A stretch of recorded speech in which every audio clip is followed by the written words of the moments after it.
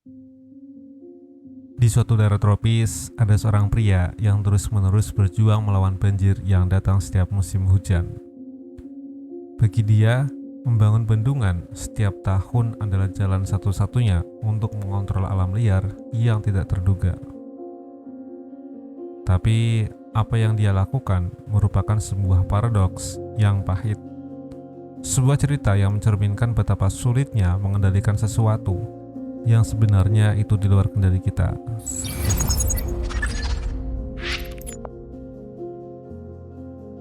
Setiap tahun, dengan semangat membara, pria itu berusaha membangun bendungan yang lebih besar dan kuat, meyakini bahwa ini akan melindungi rumah dan hartanya dari banjir yang tak terelakkan.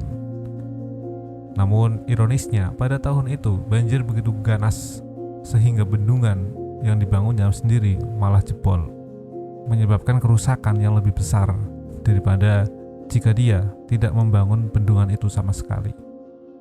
Dalam kejadian itu, dia menyadari bahwa upayanya untuk mengendalikan alam justru membuatnya lebih rentan terhadap kekuatan yang tak dapat dikendalikan dan tak dapat diprediksi. Hasadnya untuk mengendalikan malah membuatnya lupa mempertimbangkan strategi yang lainnya, seperti membuat sistem drainase yang baik atau menempatkan karung pasir sebagai bentuk perlindungan tambahan. Dia juga tidak mempersiapkan diri untuk bencana yang mungkin saja terjadi jika bendungan itu jebol.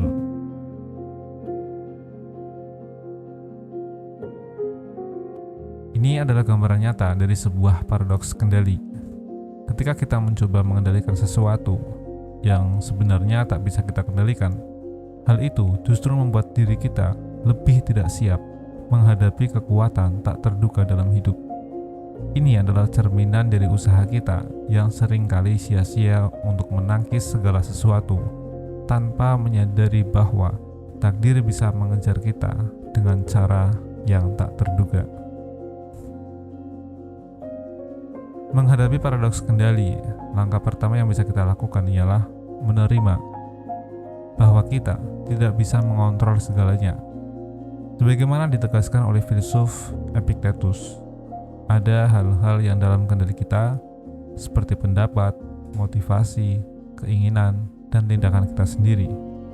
Namun, ada juga hal yang tak dapat kita kendalikan, seperti tubuh, harta, reputasi, dan hal-hal lain yang bukan hasil dari tindakan kita sendiri. Mengembangkan ketahanan batin dan kebijaksanaan untuk membedakan antara apa yang bisa dikendalikan dan apa yang tidak bisa dikendalikan adalah kunci untuk mengatasi paradoks ini.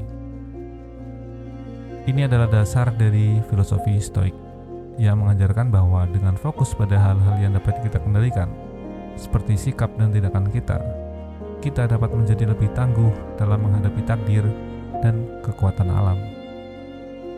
Coba bayangkan, seperti halnya Raja Canute yang berusaha menghentikan pasang laut yang tak terhentikan. Kita seringkali mencoba mengendalikan aspek-aspek hidup yang pada akhirnya tidak dapat kita kendalikan. Seperti halnya tubuh kita yang tak dapat dihentikan dari penuaan dan penyakit, atau orang lain yang pada akhirnya akan melakukan sesuai kehendak mereka sendiri, meskipun kita sudah mempengaruhi mereka. Sebagai contoh, kisah seorang petani tahu yang kehilangan kudanya pada suatu hari. Meskipun awalnya dianggap sebagai bencana, kehilangan itu mengarah pada kejadian berikutnya yang membawa keberuntungan bagi petani tersebut.